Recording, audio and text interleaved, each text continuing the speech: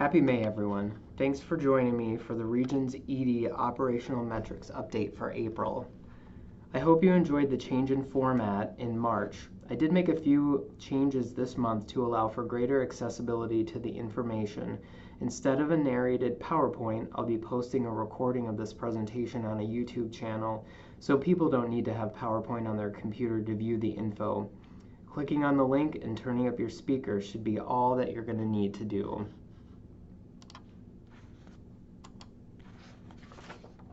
I'm going to keep our ED annual plan and subsequent presentations just to make sure you continue to be familiar with our goals as a department. As I promised last month, I'm putting together a summary of our performance through April on these measures, so watch for another email with a separate video coming soon. I wanted to wait until our annual engagement survey results were in for 2018 and the data from our new patient satisfaction survey called Real Time were available, which they both are now. So let's talk visit volume for April. April visit volume was just short of 7,000 patients, which was about 2% lower than April of 2017 and again below budget. Year to date, we are just slightly behind our 2017 volumes, but still slightly ahead of our budgeted volume by 0.4%. As you can see above, we were pretty significantly ahead of budgeted volume in January, which is why our year-to-date volume is just about even with where we plan to be. A preview of May's data through the middle of last week shows us about 1% behind budgeted volume for the month, but still ahead year-to-date just slightly. With the Memorial Day holiday and warmer weather this week, we might catch up in the next couple days and land pretty close to our planned budget number. Our daily average was 233 patients, which was just one less per day than last month, but about 4 visits per day lower than April of last year. We continue to see a higher number of mental health patients compared to last year, an increase of almost 14.5%. Admissions were higher in April than they were last month, and over 2% higher compared to April of 2017. As you would expect, with a higher admission rate this month, our percentage of ESI 1 and 2 patients were higher than 2017. 2018 data are in blue, and last year's year-to-date data are seen in yellow on this graph. We had fewer TTAs in April compared to April of last year, with fewer adult and pediatric cases both. Year-to-date, we are 14 TTA activations behind where we were in 2017. As you remember from last month, one of our throughput goals for 2018 is to improve the percentage of patients discharged home within 4 hours of arrival to the ED. After talking with our leadership team last month, we decided we're going to focus our attention on the non-mental health population for the remainder of this year.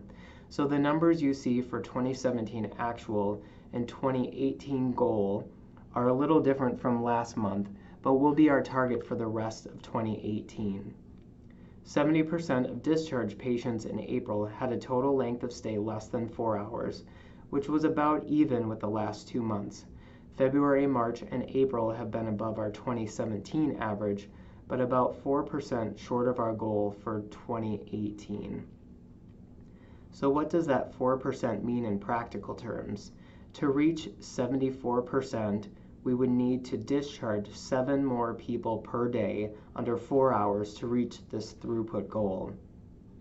Last month, I talked a little about ensuring our data for this measure are accurate, so thank you for your continued efforts to make sure patients who are physically out of the department are also out of EPIC or moved into OTF for continued documentation. This month, I wanted to provide a little more info about where in the department there may be potential to get those additional 7 patients per day discharged within 4 hours. When we look at length of stay in this population by pod, it's likely no surprise that patients seen in Pod D are able to meet this goal more frequently.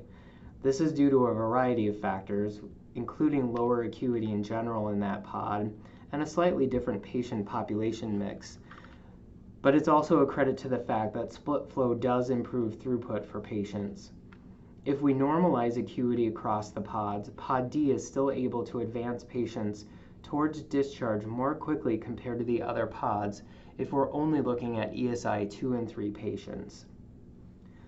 All of this work takes the entire team to watch for opportunities to advance care, so please continue to work across disciplines to find ways to advance care for our patients in a safe and efficient manner.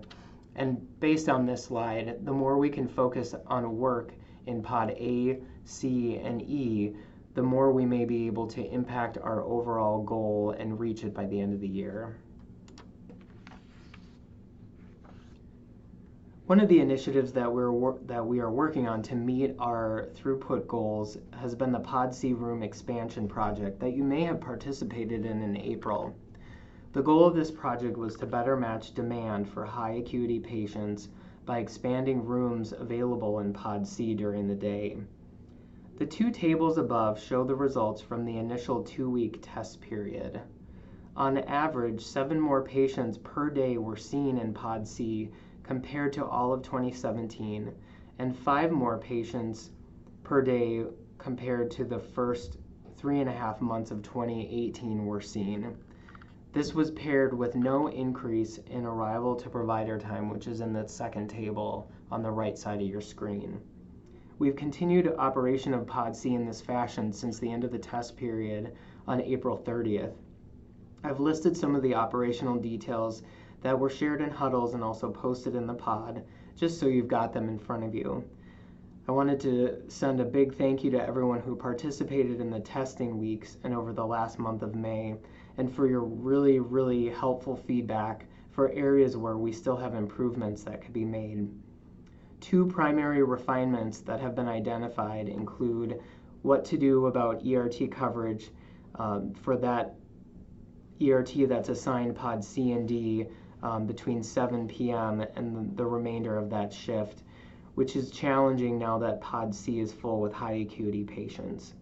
The other is the patient acuity within the pod, which can be equivalent to Pod A and E, but there's only one provider with a rotator to manage it. The ED flow team has been evaluating solutions to these 2 issues over the month of May, and will be making final recommendations and implementing enhancements within the next few weeks, so stay tuned. Fireworks continue to be in order with our performance in left without being seen. For April, the left without being seen rate was 2%. Fun fact, this is the 6th lowest monthly left without being seen rate since 2015. Our year-to-date left without being seen rate is 2.4%, which continues to track below our goal of 2.5. A few initiatives that seem to be helping are the implementation of our guest service liaison, Patty Drinkwine, in the waiting room on the busiest days of the week, the triage charge nurse focus on this population specifically, and of course all your work that you do to advance care for patients in the waiting room when possible through R&I orders. So our takeaways for April, the gist. Patient volume was less than expected and less than last year, but year-to-date we're about even with 2017. Our acuity was slightly higher in April. We are tracking at about 70% of non-mental health discharge patients going home within 4 hours of arrival, which is about 4% lower than goal. And our left without being seen rate year-to-date is 2.4%, with April left without being seen at 2.0. So that wraps up our metrics review for April. Thanks to everyone who provided feedback on March's format and your suggestions for enhancement. As always, please reach out with any suggestions you might have to make this information more useful, or if you have additional information you and your colleagues would like to know more about in upcoming updates. Enjoy the rest of May.